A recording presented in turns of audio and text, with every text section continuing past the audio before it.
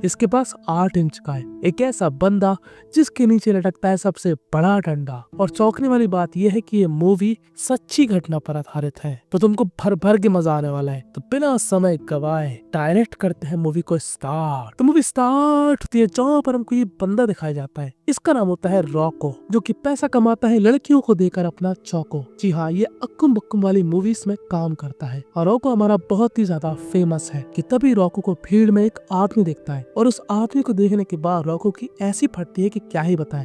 वो कहता है कि अब मैं आगे ऐसी अक्कुम बक्कुम वाली मूवीज नहीं बनाऊंगा। और सब लोग चौंक जाते हैं कि भाई तू पीक पॉइंट पर है, तेरे को इतने लोग चाहते हैं और तू इस मूवमेंट पे क्विट करना चाहता है, चटक गया क्या, किर्रमिर हो गया। पर रॉको ने बात ठान ली, मतलब ठान ली। तभी यहाँ पर एक लड़की आती है रॉको के पास। वो रॉको से खुल्ला कहती है, देख रॉको, मुझे चाहिए तेरा चौको, पूरी कर मेरी मांगे, फैला दे मेरी टांगे। तो रॉको कहता है, देखो नारी, मेरे पास जो डंडा है वो बड़ा तो है ही है, साथ में है बहुत ही ज्यादा भारी। तो तुम मेरे साथ करते करते थक जाओगी और मेरे भारी भरकम डंडे के नीचे दब जाओगी। पर ये लड़की भी कहाँ मानने वाली थी। रॉको कहता है ठीक है। फिर रॉको इस लड़की के साथ दबा के अक्कुम बक्कुम करता है। अब जब रॉको बाथरूम में जाता है तो हम लोग क्या देखते हैं कि रॉको के डंडे से लाल धाराएं निकल रही हैं। यूजुअली पीली निकलती है या फिर सफेद निकलती है, बट रॉको का मामला कुछ अलग है। खैर यही से अब रॉको अपने बचपन के बारे में सोचता है। यहाँ से हमको दिखाई जाएगी रॉको की बचपन की कहानी कि रॉको कैसे यहाँ तक पहुँचा। तो यही होता है हमारा रॉको, जो कि बचपन में बहुत ही ज्यादा प्यारा था,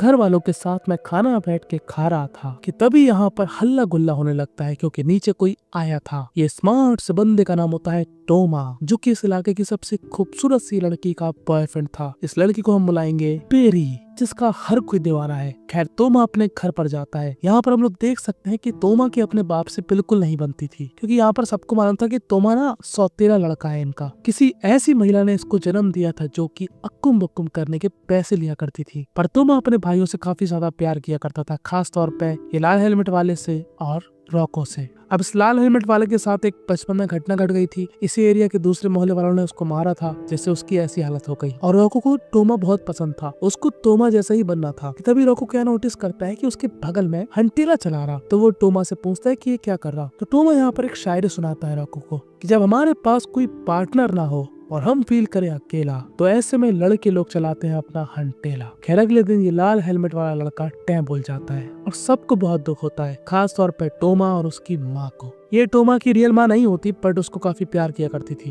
खैर इस बात को कुछ दिन बीत जाते हैं और हमारा रॉको ना धीरे धीरे बड़ा हो रहा था। वो चीजों को समझ रहा था कि उसके अंदर कुछ फीलिंग्स आ रही है, और खास तौर पर बेरी को देखकर उसके दो बेर के बीच में जो चीज है वो एक्टिवेट हो रही थी। जब उसका भाई टोमा बेरी के बेर तोड़ा करता था, तब अक्सर रॉको उसको देखा करता था, और बेरी भी रॉको को देख लिया करती थी, पर वो कुछ नहीं बोला करती थी। और कुछ दिनों बाद टोमा उसको नोटिस कर लेता है कि मेरा भाई रॉको का रॉक ना कुछ ज्यादा ही हार्ड हो रहा है। वो चेक करता है और वो क्या पाता है कि रॉको का रॉक ना कुछ ज्यादा ही बड़ा है। जी हाँ, आम बच्चों के मुकाबले कुछ ज्यादा ही तन गया है। और इस बात से टोमा को काफी प्राउड महसूस होता है कि वाह, मेरा भाई खोद सकता है सबसे बड़ा गड्ढा। खैर अगले दिन टोमा अपने पड़ोसी के पास जाता है, जहाँ पर वो क्या देखता है कि उसका पड़ोसी बेरी के साथ लगा हुआ है, और बेरी यहाँ पर पूरी निर्वस्त अवस्था में लेटी हुई थी। उसको काफी गुस्सा आता है कि मेरे भाई टोमा की जान बेरी मेरे पड़ोसी को दे रही। और वो ये बात अपनी माँ को बताता है, और उसकी माँ ले जाती है सीधा उसको टोमा के पास।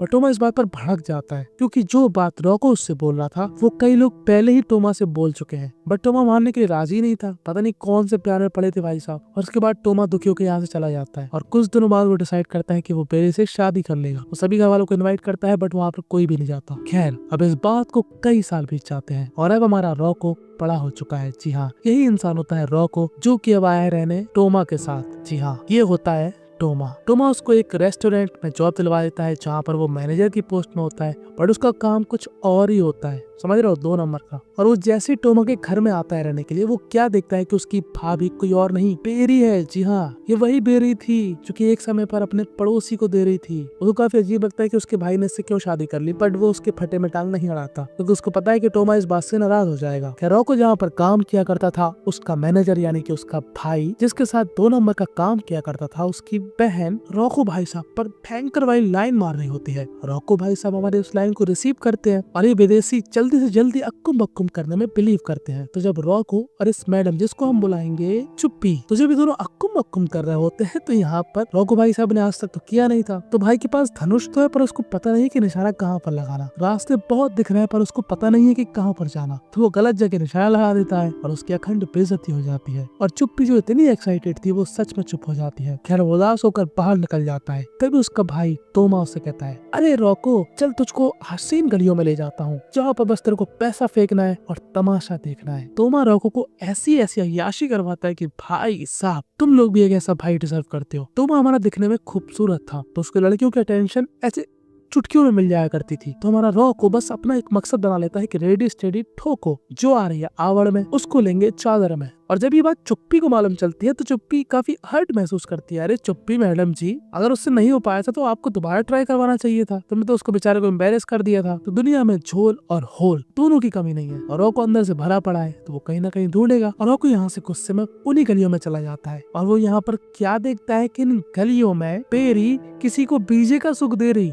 जी हाँ, और वो घर पर जाकर बेरी से इस बारे में बात भी करता है जब तोमा नहीं होता वहाँ पर। तो बेरी कहती है, बेटा मैं तेरे भाई से बहुत प्यार करती हूँ। तुझे पता है कि मैं वहाँ पर क्यों जाती हूँ? क्योंकि तेरा भाई मुझे वहाँ पर भेजता है, समझा? क्योंकि उसका ऐसा मानना है कि लड़की अगर ज्यादा प्यार करती है लड़के से तो वो पैसा कमा के लाएगी। और मैं इस बात से एग्री करती हूँ कि हाँ, अगर लड़की सच में प्यार करती है तो वो कमाएगी अपने पति के लिए, आखिरी दम तक कमाएगी। पर ये जो तरीका मैंने अपनाया है वो गलत है, पर ये काम तेरा भाई मुझसे करवाता है। मुझे कोई शौक नहीं लगा, समझा? और ये बात जान के जितना शौक आपको लगा उतना ही मुझे लगता है। ये कौन सा प्यार चल रहा है इन लोगों का? अलग ही रायता फैला रखा है प्यार के नाम पे। खैर रोको एक ऐसा इंसान था जिसके अंदर ज्वाला उमड़ रही थी। सभी लड़कों को पता है सबके अंदर उमड़ती है पर हम लोग कंट्रोल करते हैं। पर इनके यहाँ कंट्रोल वाला कोई हिसाब किताब है ही नहीं, ठीक है? इनके यहाँ रेडी स्टेडी गो, थप्पा बोल दो। तो रोको भी ऐसे ही करता है। वो एक ऐसे क्लब में पहुंच जाता है जहाँ पर कोई भी किसी के साथ भी लगा, मतलब मैं अगर तुमको वो सीन दिखा दूं ना तो यूट्यूब मेरे घर पर आकर मुझको निपटा के जाएगा। खैर कुछ टाइम बाद रोको हमारा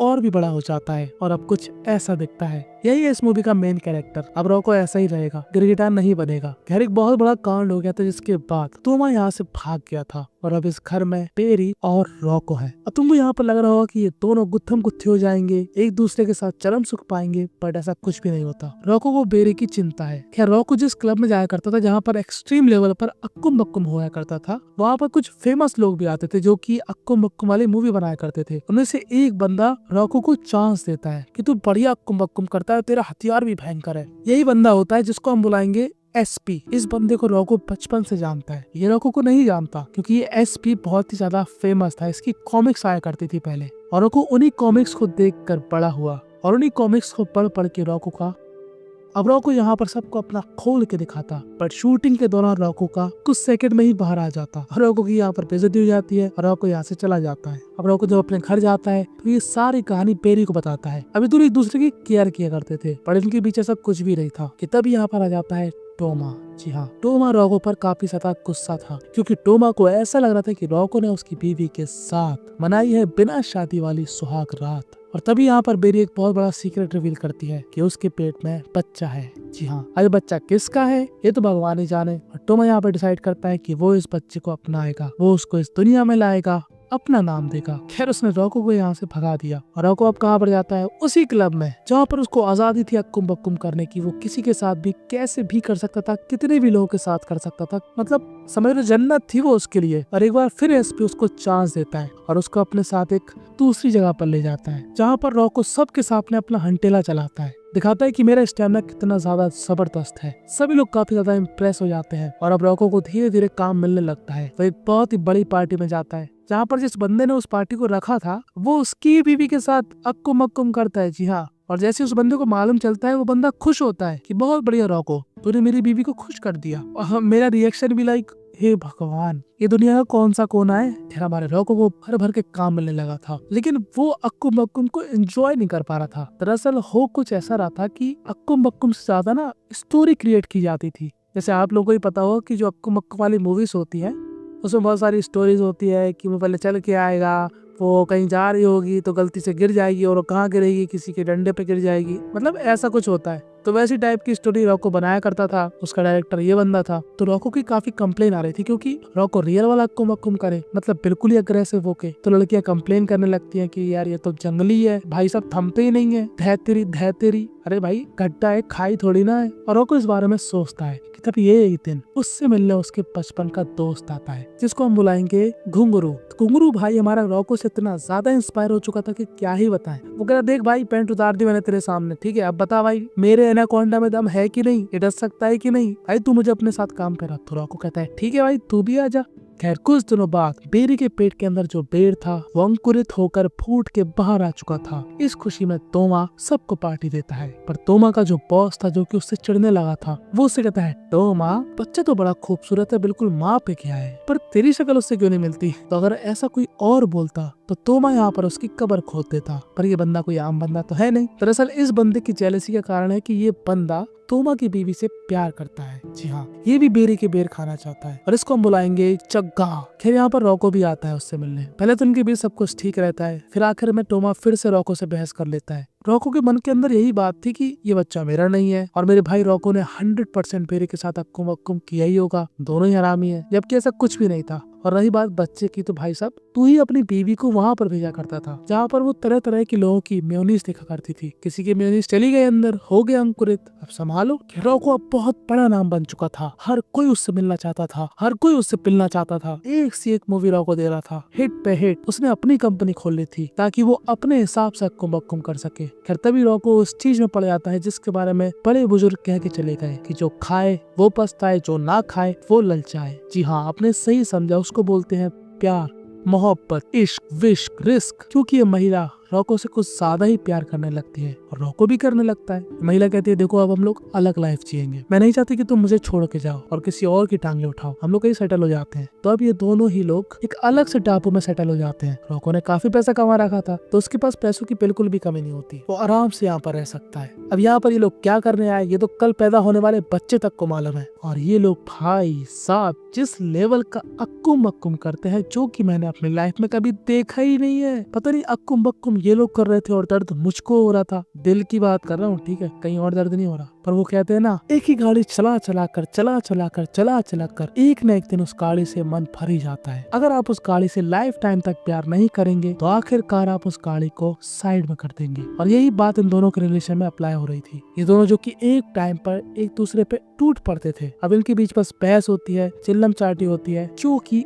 रॉको का पैसा खत्म हो गया था। वही लड़की भी उसको काम पे जाना नहीं दे रही और रॉको का काम क्या है, रेडी स्टेडी ठोको। उसको उस काम के अलावा कुछ भी नहीं आता तो वही करना चाहता है। तो वो इस लड़की से कहता है bye bye tata see you sayonara, अब मैं तेरे पास नहीं आ रहा, मैं अपने काम पे वापस जा रहा। और रॉको वापस अपने इंडस्ट्री में आकर फिर से धूम मचाने लगता है, नए नए तरह तरह के वैरायटी के मालों को बजाने लगता है। यहाँ तक कि इनको यूएसए में भी काम मिल जाता है। बट हमारे रॉको को इंग्लिश नहीं आती थी क्योंकि रॉको इटालियन था। तो रॉको कहता है माना मेरा अंग्रेजी में हाथ थोड़ा ढीला, पर मेरे डंडे में इतना दम है कि वो झुलते ही साथ कर देता है गीला। और अब रॉको को ऐसा कुछ समझ में आ रहा था कि वो ना इसी चीज के लिए बना है, प्यार मोहब्बत लव शब्द उससे ना हो पाएगा। वो भूखा है अक्कुम अक्कुम का और इस बात की उसको कोई शर्म नहीं है, ये चीज को वो एक्सेप्ट करता है, तभी वो इस इंडस्ट्री में है। खैर कुछ दिनों बाद ही रॉको की माताजी बीमार पड़ जाती है और अब रॉको उनका ख्याल रखता है। और रॉको का भाई यानी कि टोमा वो भी वहीं पर आ गया था जहाँ पर उसकी माँ रहा करती थी। वहाँ पर एक होटल खोल लेता है लोन लेकर। वो लोन उसने किससे लिया था, जग्गा से। अब जो बेरी थी ना वो टोमा के साथ नहीं रह रही थी क्योंकि टोमा उस पर हमेशा शक किया करता था, तो वो कहीं भाग गई थी। और वो किसके साथ रह रही थी, वो रह रही थी जग्गा के साथ। जी हाँ, ये बात सिर्फ मालूम थी रॉको को और जग्गा को और बेरी को। खैर कुछ दिनों बाद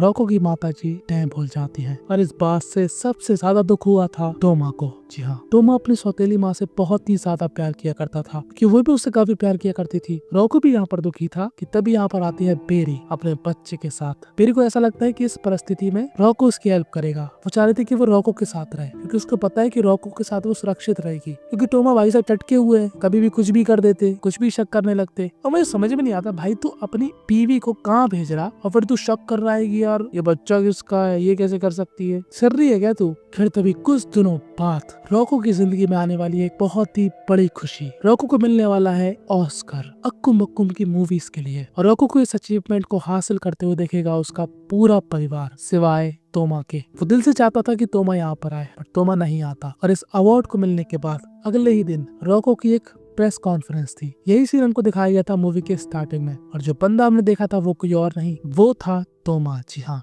अब मूवी वहीं से चलेगी। अब यहाँ पर रॉको से टोमा मिलने आता है और कहता है कि हमको वापस जाना है, तू मेरा भाई है, मुझे तेरे साथ बहुत अच्छा लगता है। टोमा फिर से किसी लड़की के चक्कर में पड़ गया था, उसको फिर से प्यार व्यार हो गया था, पर इस बार टोमा अपनी फीलिंग्स को कंट्रोल करता है और कहता है कि देखो, मेरे अंदर भरी है हवस, मैं अक्कुम मक्कुम के दौरान सभी लड़कियों पे जाता हूँ बरस। कई लोग इसको टैलेंट बोलते हैं, कई लोग इसको बोलते हैं ठरक, बट आई डोंट केयर, मैं इसी चीज के लिए बना हूँ। खैर अब रॉको और टोमा को दोनों को मालूम चलता है कि जो टोमा की बीवी है यानी कि बेरी, वो जग्गा से शादी करने वाली है, क्योंकि उसको जग्गा में अपना फ्यूचर दिखता है, क्योंकि जग्गा उससे प्यार भी करता है और साथ में वो उसके बच्चे की भी केयर करेगा। टोमा जाता है यहाँ पर हंगामा मचाने, पर रॉको उसको रोकता है। इसके बाद वो टोमा को समझाता है कि देख टोमा, बेरी की लाइफ थी, उसने अपने हिसाब से सेटल कर ली, अब तू अपनी लाइफ को एंजॉय कर, तू मेरा भाई है। और बस यहीं पर ये मूवी थी एंड हो जाती है। अब देखो, ये मूवी पूरी सीरीज है, मैंने तुमको इतने शॉर्ट में बताई है कि मैं ही जानता हूँ। बहुत सारी चीजें इसके अंदर, पूरा समुद्र है जिसमें से मैंने सिर्फ एक गिलास पानी तुमको दिखाया। और ये जो रॉको है ना, इसका असली नाम है रॉको सिफरेदी,